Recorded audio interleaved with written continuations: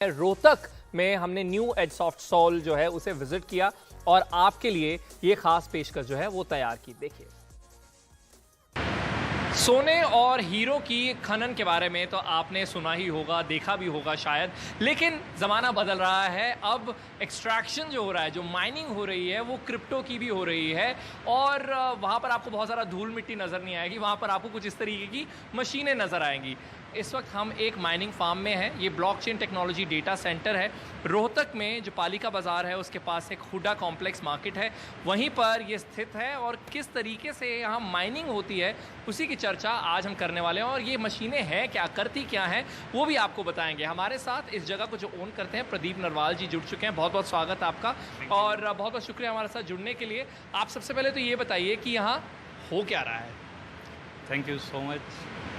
यहाँ पर ये एक डाटा सेंटर है ब्लॉकचेन टेक्नोलॉजी को सपोर्ट करने के लिए, क्योंकि सभी को दो ही चीज़ें पता हैं, या तो ब्लॉकचेन का नाम सुना है सभी ने, या फिर क्रिप्टो करेंसी का नाम सुना है। इन दोनों के बीच में जो टेक्नोलॉजी है वो यहाँ पर है, क्योंकि जो ब्लॉकचेन है वो एक सॉफ्टवेयर है। उस सॉफ्टवेयर के ऊपर अलग अलग एल्गोरिथम्स रन कर रहे हैं। उनको रन करने के लिए कहीं ना कहीं तो एक computation power, processing power, storage की जगह चाहिए। वो पूरे की पूरी हमने यहाँ पे डेवलप की है। देखिए, ब्लॉकचेन एक पब्लिक लेजर है, ब्लॉक्स होते हैं उसमें, और वो उन ब्लॉक्स पर ट्रांजैक्शन होती है उन्हें वैलिडेट करते हैं माइनर्स। वो कैसे करते हैं? कॉम्प्लेक्स जितने भी एल्गोरिथमिक प्रॉब्लम्स होती हैं उन्हें सॉल्व कर लेकिन उन्हें सॉल्व करने के लिए भारी मशीनरी की ज़रूरत होती है। क्या क्या हार्डवेयर ज़रूरी है माइनिंग के लिए? माइनिंग के लिए ये डिपेंड भी करता है कि हम किस ब्लॉकचेन के लिए काम कर रहे हैं। मान लीजिए हम बिटकॉइन के लिए माइन कर रहे हैं, तो सबसे पहले अगर मैं 2009 की बात करूं तो सिर्फ एक कंप्यूटर के अंदर जो छोटा सा प्रोसेसर होता है CPU, वो भी कैपेबल था। उसके बाद हमारे पास GPUs आए, फिर ASIC माइनर्स आए, बीच में FPGA भी थे, फील्ड प्रोग्रामेबल गेट एरेज, वो भी आए। लेकिन आज के दिन उसकी जो माइनिंग है वो सिर्फ ASIC माइनर से ही की जा सकती है, वो भी बहुत लेटेस्ट और हैवी पावर कंजप्शन के साथ। अब हमारे पास जो है, हम लोग इथेरियम की ब्लॉकचेन को, रेव की ब्लॉकचेन को, एर्गो की ब्लॉकचेन को, इसके अलावा हमने हीलियम, प्लैनेट वॉच, इन ब्लॉकचेन्स के लिए भी हम डिफरेंट हार्डवेयर्स यूज़ कर रहे हैं। अगर मैं आपको यहाँ एक्सप्लेन करूँ सबसे पहले, तो ये एक बेसिक एलिमेंट है मदरबोर्ड। हर किसी कंप्यूटर में रहता है मदरबोर्ड, लेकिन ये स्पेशली डिज़ाइंड मदरबोर्ड है। इसके ऊपर हम उसके अंदर जो PCI स्लॉट होते हैं पेरिफेरल डिवाइसेस के लिए, वो सिर्फ 1 या 2 होते हैं। ये स्पेशली डिज़ाइंड है, तो इस पर 12 तक हम ग्राफिक्स कार्ड लगा सकते हैं। इन ग्राफिक्स कार्ड को पावर सप्लाई से कनेक्ट किया गया है जिससे ये चल सके। और उसके बाद एक ऑपरेटिंग सिस्टम है जो उस ब्लॉकचेन को सपोर्ट करता है। उस ऑपरेटिंग सिस्टम को हमने हार्ड डिस्क के थ्रू या पेन ड्राइव के थ्रू डाला है इसके अंदर, जिससे ये उस ब्लॉकचेन पे कनेक्ट हो जाएगा।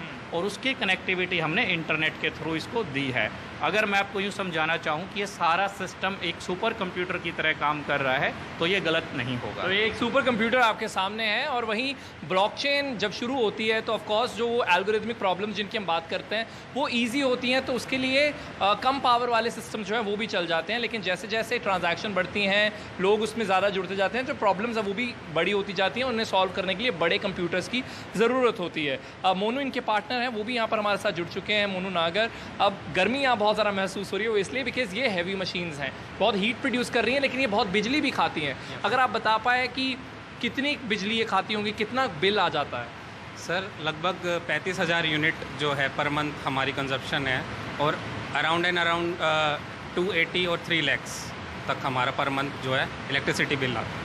अच्छा, तो देखिए लगभग 3 लाख रुपए का बिल जो है वो इन्हें आ जाता है। तो बहुत सारे फैक्टर्स आपको ध्यान में रखने होते हैं जब आप माइनिंग की शुरुआत करते हैं, कि जैसे जिस इलाके में आप रहते हैं वहाँ पर बिजली के रेट जो हैं वो क्या है, वो एक बहुत बड़ा फैक्टर है। ऐसे में बहुत सारे यंगस्टर्स देख रहे होंगे जो क्रिप्टो में इंटरेस्टेड हैं, माइनिंग करना चाहते हैं, तो आप उन्हें क्या सलाह देंगे, कैसे वो शुरू कर सकते हैं? सर, एक्चुअली क्रिप्टो माइनिंग में एंट्री करने के लिए एक बेसिक नॉलेज होना ज़रूरी है किसी भी कैंडिडेट के लिए। तो अगर उसको बेसिक नॉलेज है तो श्योर वो बिल्कुल अपना घर से ही एक माइनिंग प्रोसेस को स्टार्ट कर सकता है। आपकी कंपनी का क्या नाम है? New age soft sole private limited. तो आपको मालूम है अब आपको कहाँ कॉन्टैक्ट करना है अगर आप कुछ सर्विसेज वैसी ढूंढ रहे हैं। लेकिन अगर आप खुद से भी माइनिंग कर रहे हैं और ये सब खर्चे होंगे, तो आपको ये ध्यान में रखना है कि क्या वो आपके लिए प्रॉफिटेबल बिजनेस है या नहीं। ये तो नहीं कि आप जितनी कमाई होगी उससे ज़्यादा खर्चे कर बैठेंगे इन सिस्टम्स पर या फिर बिजली के खर्च